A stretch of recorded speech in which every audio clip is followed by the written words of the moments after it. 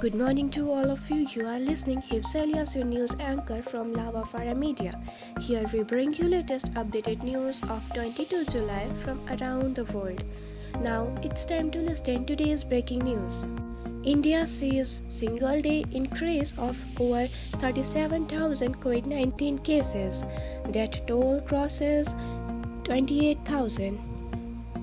India recorded 37,148 COVID-19 cases in the last 24 hours, pushing its tally to 11,55,191, while the total number of recoveries increased to 7,24,577 according to Union Health Ministry data.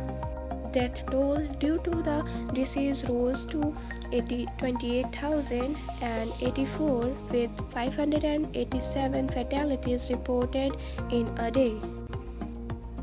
Heavy rain raises flood alert in Bihar. Bagmati Kamala Gandak River above red mark.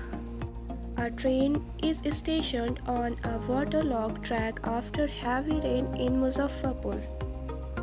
Bihar Chief Minister Nitish Kumar on Monday asked the Disaster Management Department officials and district magistrates to remain alert for a possible flood situation in view of heavy rainfall in catchment areas of Nepal and Gandak River. Chennai may turn green zone by July 31.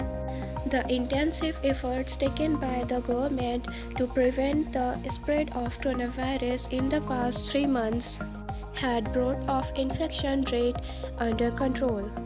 Minister of Tamil Culture K. Pandirajan said on Sunday when the total number of new cases shot to 4,979 and deaths to 78.